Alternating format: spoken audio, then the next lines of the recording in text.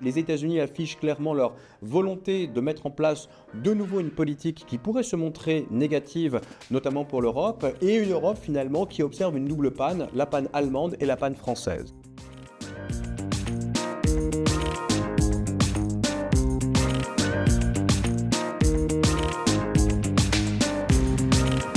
Bonjour à toutes et à tous. Le mois de novembre aura été de nouveau marqué par plusieurs événements politiques qui auront vraisemblablement des conséquences sur la trajectoire à la fois des économies et des marchés pour 2025.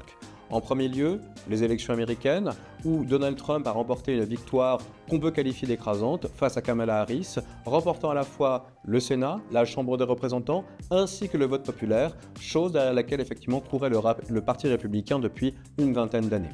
En parallèle et de manière quasi simultanée, on a eu la dislocation de la coalition allemande dirigée par Olaf Scholz, qui se voit contraint par ailleurs de convoquer de nouvelles élections législatives en février 2025 pour former un nouveau gouvernement. Suite à cela, nous avons eu effectivement la dislocation là aussi du gouvernement Barnier qui s'est vu censuré par le Parlement français et qui contraint par ailleurs Emmanuel Macron à désigner un nouveau Premier ministre qui doit là aussi former un nouveau gouvernement et discuter de nouveau du budget de l'État. Notons par ailleurs que la trajectoire du déficit budgétaire français attendu pour 2025 devrait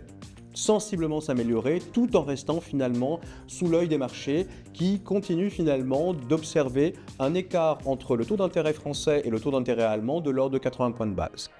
Tout ceci intervient, et le timing est extrêmement important, dans un contexte où les États-Unis se renforcent, les États-Unis affichent clairement leur volonté de mettre en place de nouveau une politique qui pourrait se montrer négative, notamment pour l'Europe, et une Europe finalement qui observe une double panne, la panne allemande et la panne française. Aux États-Unis, rappelons-le, Donald Trump a bâti son programme électoral sur un certain nombre de piliers, le pilier effectivement tarifaire, avec une nouvelle guerre commerciale qui va s'enclencher vis-à-vis à la fois de la Chine, mais également de tous les partenaires commerciaux,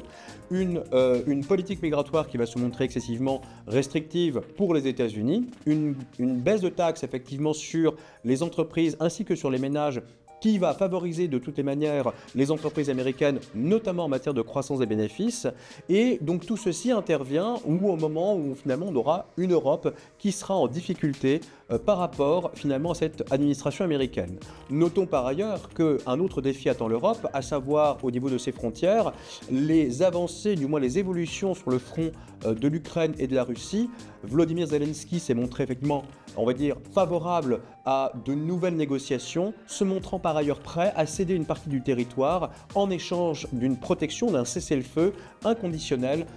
et d'une protection de la part de l'Europe. Mais là encore, Donald Trump pourrait jouer les troubles faits en imposant finalement à l'Europe de s'organiser eux-mêmes afin de trouver les ressources nécessaires pour organiser leur propre défense. Nous verrons effectivement de quelle manière en 2025 tout ceci prendra forme, mais ceci ne manquera pas d'affecter notamment les marchés financiers à travers effectivement des épisodes de volatilité qui pourraient se montrer beaucoup plus importants que ceux observés en cours de l'année 2024.